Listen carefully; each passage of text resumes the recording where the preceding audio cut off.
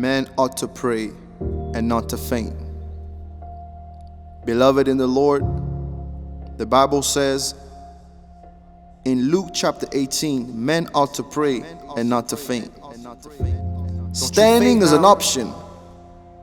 Falling is a choice. Always be a choice. In this season, you will only stand by prayer. In your intimate moment, talk to the King. Don't you quit now. When the tears are falling, talk to the King. Let a voice out. Let your life overflow with prayers. I'm not talking about small now. I'm talking about large prayers. Continuous prayers. I'm talking about prayers that will move the hand of God for you. The Bible says in the same chapter, and shall not God avenge his own elect, which cry day and night unto him, Day and night, my brother. though he bear long with him? Night, my sister. Today stay long with him, and you shall stand on Mount Zion and never be moved. Trust me, There you can never be you will moved. never be moved. Listen to me, You can never be you moved. ought to. Come on, let me say it again. You ought to. Prayer is hard, but it is the only way. I'm telling you, It's prayer the can be only hard, way. but it is the only way It's the that our generation only will prevail. way.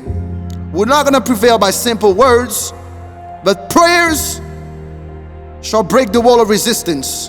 It shall break it into. Prayer changes things. I don't know if you heard me correct. Prayer changes things.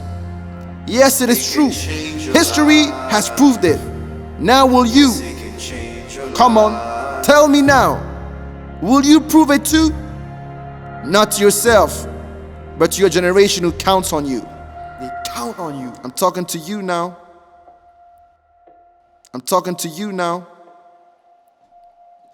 Don't you ever kill the flow. It doesn't matter Kill the flow. what the bad news said. In Zion you can still speak. You kill the flow. It doesn't matter how your present looks like. The Father still hears. I'm telling you, Come on. He still hears your voice. Only if you voice it out. And with prayers, you can gain speed. What has been done in 10 years can come through the blade of your utterance. And you can cut that reality in two. Yes, I said it right. Your prayers today will give you stature. And you will remain on your knees. Even at the workplace, you remain on your knees. Even in your home, you remain on your knees. Even with your friends. I'm talking about the posture of your spirit. The spirit shall never be moved. If only you stand on the rock of ages. Men ought to, brother. Men ought to, sister. Men ought to, my friends. My friend, you ought to pray and not faint. For this generation counts on you. Trust me, they count on you. When your time will be long past, what will you say? When your countenance will go back to dust, let it be known that in your life you spoke to the Olam, the eternal monarch of Zion, the one who sits in the midst of the cherubims. Yes, that one is almighty, and you can become mighty too if you stand in his presence. Only love the presence, brother, only love the presence, and cry and say, Father, here I am. Here I am, use me. Here I am, take me. Here I am, I'm ready. Yes, we are all ready. Today, the sound is about to blow.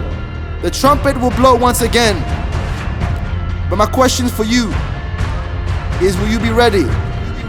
You ought to yourself. You ought to your family. You ought to pray for your generation.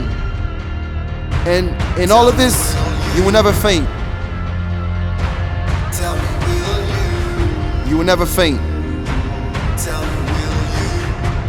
We'll be ready, brother.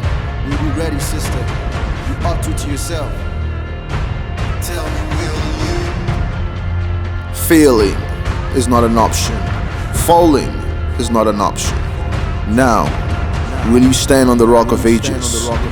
For your life depends on it. Men ought to pray. Not to faint. Not to faint. Not to faint. Not to faint.